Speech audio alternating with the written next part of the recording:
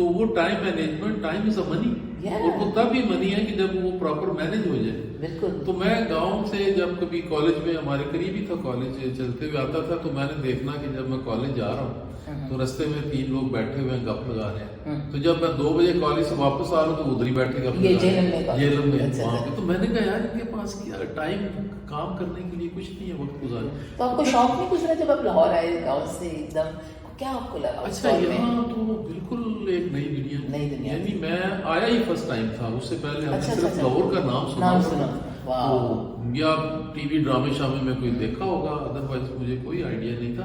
لیکن اس میں شکر الحمدللہ کہ جب ہمارا انڈین یونیورسٹی میں بڑا اچھا ہے کہ وہاں پہ جو کیمپس ہے وہ ایک پوری لائف ہے جس میں پورے پاکستان سے تو آپ یوز ٹو ہو جاتے ہیں ان سے، کمیون ہوتا ہے بڑا یوز ٹو. بالکل ہمارے پنجاب یونیورسٹی میں بھی ایسے وہاں پہ بھی ہے، وہاں پہ بھی یہی تھا کہ میں حالانکہ لوکل ہو کے آئی واز ہاسٹلائزڈ. صحیح. تو وہ ایک لوکل ہو کے بھی مجھے وہ جو ہاسٹلائزڈ ہونے کی بات ہے نا، اس میں پھر آپ کو پتا ہے کہ اگر آپ نے جوتے یہاں رکھ دیے تو جب تک آپ نہیں اٹھائیں گے نا یہ ادھر ہی پڑے رہیں. بالکل یہ بات. تو وہ پھر چیزیں آپ کی ذمہ داری جو ہے وہ آپ کے اندر شعور پیدا کرتی ہیں. تو پھر آپ کو پتا ہے کہ میں حالانکہ تھرو آؤٹ لائف میری جو اسٹوڈنٹ لائف تھی میں مسلسل میں نے پارٹ ٹائم کام کیا.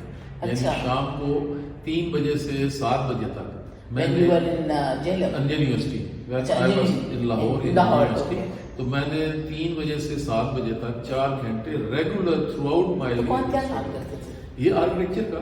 اچھا ایز اے اسٹوڈنٹ آرکیٹیکٹ کے طور پر دیکھیں یہ ہوتا ہے. یعنی آج کے دور میں، آئی ٹی کے دور میں، آرٹیفیشل انٹیلیجنس کے دور میں آپ کو پتا ہے کس کی زیادہ ریزیومے ہائی ہوتا ہے؟ جس کے پاس ٹریننگ ہوتی